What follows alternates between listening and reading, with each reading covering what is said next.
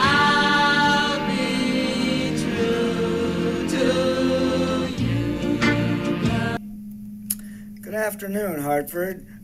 Welcome again to a program put on by Hartford Cable Access Television, which is channels 5 and 96 on your dial. And we have to give our kudos very much to the staff at Hartford Public Access Television for, first of all, for giving us access to this great equipment that they have. And also the staff here has been wonderful in helping us to put together our program and teach us how to run the boards and give us a chance to work all these amazing pieces of equipment that they have here.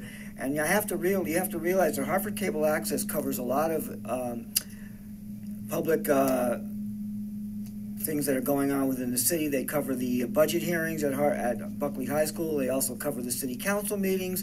And the second Monday of every month is the public portion where people can come down and voice their opinions to the city council, and Hartford Public Access Television covers all that and makes it available to the public.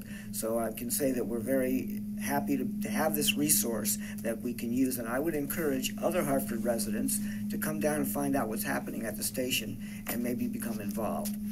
Today in Voices of Veterans, we're going to talk about some of those other veterans that aren't normally considered to be veterans, and we're talking about the family members of veterans themselves. We're talking about their sons and their daughters, their parents, their brothers and sisters, their grandparents, and their wives, especially for those veterans who are married and have families, their wives and their immediate families.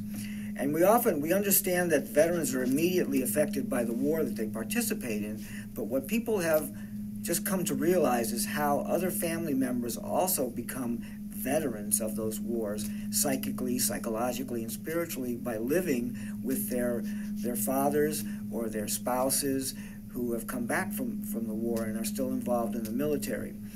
So one of the books I'm very interested in bringing to you today is written by Danielle Trussoni. She's the daughter of a Vietnam veteran. The name of the book is Falling Through the Earth, and you can see a picture on the cover of her father holding her when she was a young child. And her father, Daniel Trussoni, was a tunnel rat. And I'm going to read a section from her book because as an adult, and when she was going to school, she went to Vietnam because she was very much interested in finding out what her father had experienced, especially as a tunnel rat in the infantry in Vietnam. Grasping the edge of the tunnel entrance, I pulled myself into the darkness. The guide was ahead somewhere, and so I worked myself inside, past the entrance, where I sat on my haunches, feeling the cool, crumbling walls, looking forward and then behind, sizing up the dimensions of the hole. If the tunnels began as a haphazard network of underground hideouts, they were transformed by the Viet Cong between 1954 and 1968 into a regulated, standardized city under the ground. A captured Viet Cong tunnel manual, translated and held by the American Defense and Intelligence Agency until 1968, gave the official instructions for tunnel construction. In it, every dimension was prescribed. Communication passages between chambers were required to zigzag at angles between 60 and 120 degrees in order to divert chemicals, explosives, and bullets. The passages were to be no wider than 1.2 meters, no narrower than 0.8 meters, and no higher than 1.8 meters, no lower than 0.8 meters. Each tunnel was expected to conform to exact measurements, all of them smaller than the tourist tunnel. Other mandates of tunnel construction were similarly precise. A-shaped shelters, small conical grooves in a tunnel wall were designed to withstand bomb and artillery fire. A small-shaped curve, or U-bend, was molded into the passages to cleanse the air. Each room was supposed to contain 2 or more entrances to ensure a quick escape. Even the layer of earth that separated above ground from below had specific requirements. Each tunnel ceiling had to be 1.5 meters thick, about 5 feet, which according to the manual was the appropriate thickness to absorb the aftershocks of bombs. As the tunnel manual made clear, a tunnel system should be used not as a bomb shelter, but for the transport of food, munitions, and guerrilla fighters. Each entrance, passage, and chamber must contribute to the larger purpose. Every tunnel was a small part of a large weapon. When Dad was in Vietnam, locating an entrance to the most difficult part of the tunnel's destruction was hard. Soldiers would roam, plow the jungle, or singe the foliage with flamethrowers and still miss them. When they did find an entrance, they used a commercial air blower called the Mighty Mite to pump down smoke, which rose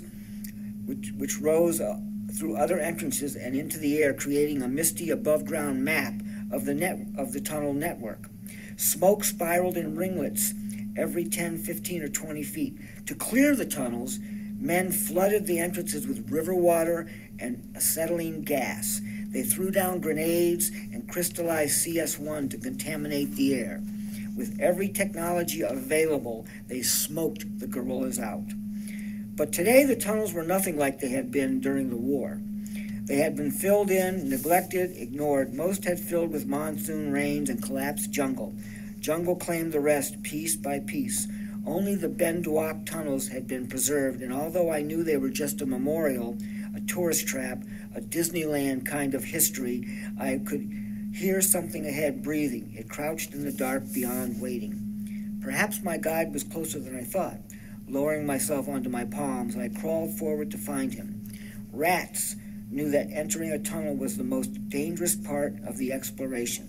Sometimes they sent German shepherds in first, trained to sniff out the enemy, to clear the way. The dogs would go blind with the dust and the excitement and set off booby traps, boxes of bees, tripwire grenades, red ants, punji sticks dipped in poison or urine, each one sharp enough to slip through the body, impaling the soft, unprotected organs. The dogs fell prey to scorpions and the boa constrictors and vipers. Injured dogs whimpered in the darkness, helpless and forlorn as sick babies. Vietnam was not very good to the dogs when we were over there, and I could see that the shepherds especially suffered from the climate and all of the indigenous insects and snakes. Not 3 paces in, I bumped into a wall, brushing my cheek against the rough clay. During the war, microorganisms lived in the damp earth near the entrance. They would fall upon the exposed skin of tunnel fighters as they passed, dig through layers of skin tissue, and lay eggs. In the moist, wet underground, the skin would erupt with stinging, crawling, biting chiggers. The only way to remove these parasites was to burn the skin with a sterilized knife. Chiggers, the Viet Cong said, were their worst enemies. They feared them as much as they feared the Americans. The tunnel was quiet. My guide must have been nearby. I could not hear him. Well trained, he had melted into the network. I rested my head against the wall, unable to go forward. Perhaps I had come too close to my father's past. I could almost see him, white T-shirt, soaked with sweat, 45 cocked at his ear. He was just ahead, and I was a girl again, running to keep up. He paused to light a cigarette outside of Roscoe's, his face tinted blue from the neon light. The door swung open, and my father's fingerprints smearing the glass. After you, Danielle, my belle. Many years before, I had taken a Greyhound bus home and walked through the wintry streets to Roscoe's. It was a local bar that my father used to go to. I was in college at the time and had become obsessed with the tunnels. I wanted to write about them for a history class I was taking, and I was sure I would find my father on his usual bar stool, smoking and rolling for a drink during happy hour. Sure enough, his cowboy hat stood at the far end of the bar.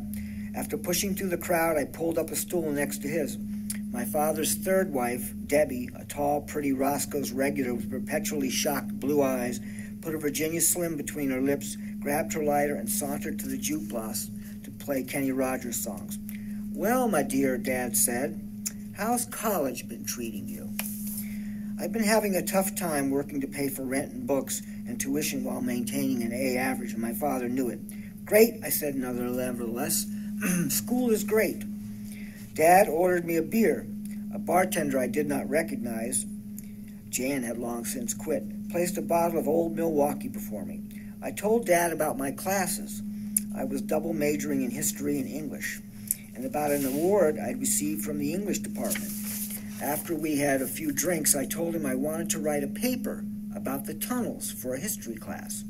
"And would you mind doing an interview with me?" I asked him, placing my notebook on the bar.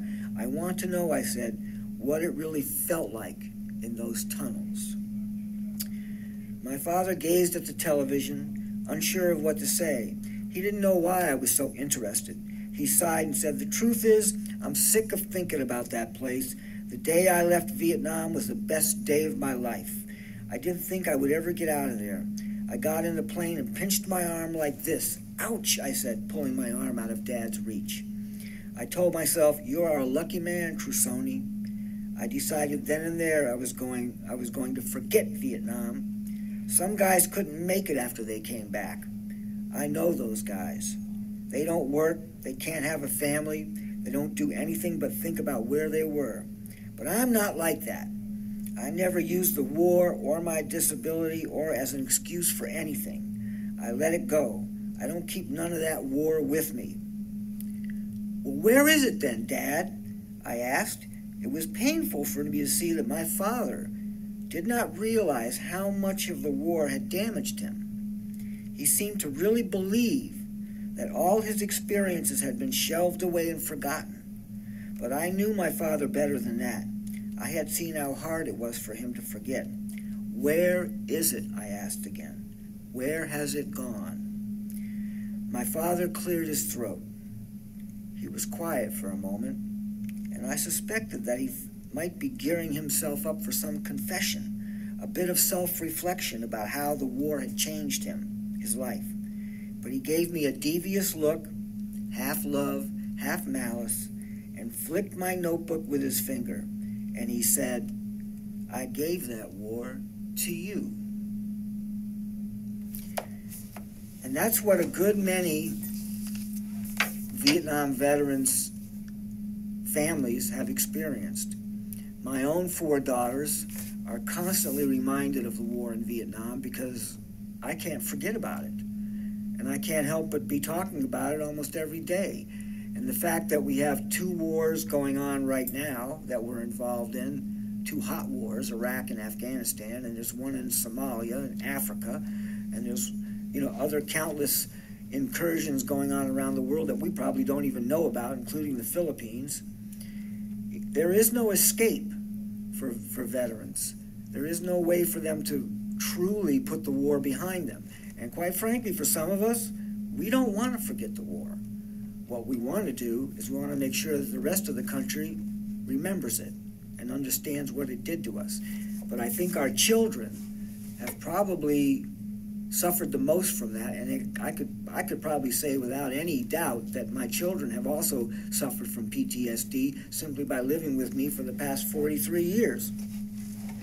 So if you're interested further in what a tunnel rat was like in the war and what it did to his family, I would recommend Danielle Trusoni's book. It's called Falling Through the Earth. You can pick it up at your local library, depending, of course, if they haven't closed them, like they're doing in Hartford. This is another book written by Penny Coleman. It's called Flashback. It's Post-Traumatic Stress Disorder, Suicide, and the Lessons of War. Penny Coleman is a widow. Her husband committed suicide. He was a Vietnam veteran. And this is the introduction to her book. It's set off first by a poem by Wilfred Owen, who was in the First World War and was a well-known poet. This book is not about heroes. English poetry is not yet fit to speak of them. Nor is it about deeds or lands, and not anything about glory, honor, or might, or majesty, dominion, or power. This book is about nothing but war. Above all, I am not concerned with poetry. My subject is war and the pity of war. The poetry is in the pity, yet those elegies are to the generation is no sense of consolatory. They may be to the next. All poets can do today is warn. That is why the true poetry must be truthful. That was written by Wilfred Owen, who died on the second to the last day of the war, the Great War, the First World War. For one who has spent the past 5 years searching the relationships among military service in Vietnam, post-traumatic stress disorder, and suicide, the news reports that have been coming out of Iraq since the fall of 2003 have a particular sadness. So we have Hi, how are you? Hey, Tim, how you doing? Good, good. When do you go live? We are right now. Here we go. That was Gil Martinez, who is the head of Cable Access, who is one of the people who has supported us in our endeavor here. In August 2003, a string of soldiers' suicides and daunting psychiatric casualties provoked the Army to send a team of mental health experts to Iraq. Their report confirmed a suicide rate 3 times greater than what is statistically normal for the armed forces. It acknowledged that fully 1/3 of the evacuated psychiatric casualties departed theater with suicide-related behaviors as part of their clinical presentation. Yet in spite of the daunting numbers and ominous implications for the fixed future, the report concludes the suicide among OEF deployed soldiers is occurring for the same reasons typically found among soldier suicides, namely insufficient or underdeveloped life coping skills, marital, legal, or financial problems, chronic substance abuse, and mood disorders. It is baffling, if not astonishing, that these military psychiatrists, supposed experts in combat-related stress, have so normalized war that it is overlooked in the source of the disease they have been sent to diagnose, that its horror can be discounted and its psychic effects rendered invisible.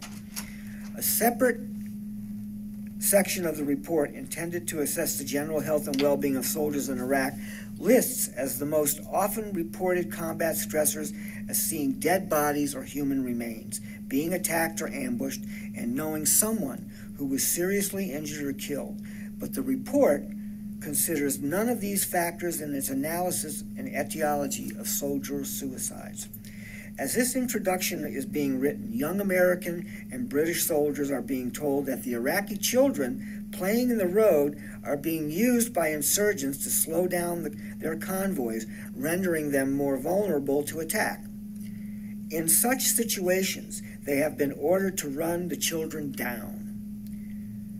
What this means for those children and their families speaks for itself. But I do not mean to suggest for a moment that the most horrific implication of such a policy is its effect on the troops. But when those young soldiers subsequently find it difficult to sleep, or love, or perhaps even justify their own continued existence, and that is dismissed as underdeveloped coping skills, we are either witnessing a terrifying disconnect or a truly monstrous agenda. Penny Coleman goes on to record several chapters in this book, particularly chapters written by the women whose husbands have themselves committed suicide. And it's very heartrending to read this book, and I might bring it back and read some more of it at a later date. But I also wanted to read this article from the New York Times Magazine, at least the beginning of it, and it asked the question, what if PTSD is more physical than psychological? A new study supports what a small group of military researchers has suspected for decades, that modern warfare destroys the brain. In early 2012, a neuropathologist named Daniel Pearl was examining a slide of human brain tissue when he saw something odd and unfamiliar in the worm-like squiggles and folds. It looked like brown dust, a distinctive pattern of tiny scars. Pearl was intrigued. At 69, he had examined 20,000 brains over a 4-decade career, focusing mostly on Alzheimer's and other degenerative disorders. He had peered through the microscope at countless malformed proteins and twisted axons. He knew as much about the biology of brain disease as just about anyone on Earth, but he had never seen anything like this. The brains under Pearl's microscope belonged to an American soldier who had been 5 feet away when a suicide bomber detonated the belt of explosives in 2009. The soldier survived the blast thanks to body armor.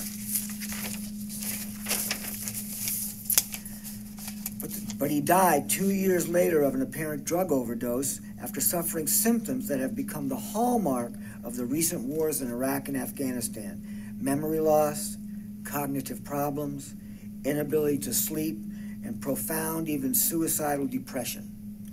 Nearly 350,000 service members have been given a diagnosis of traumatic brain injury over the past 15 years, many of them from blast exposure. The real number is likely to be much higher because as so many who have enlisted are too proud to report a wound that remains invisible.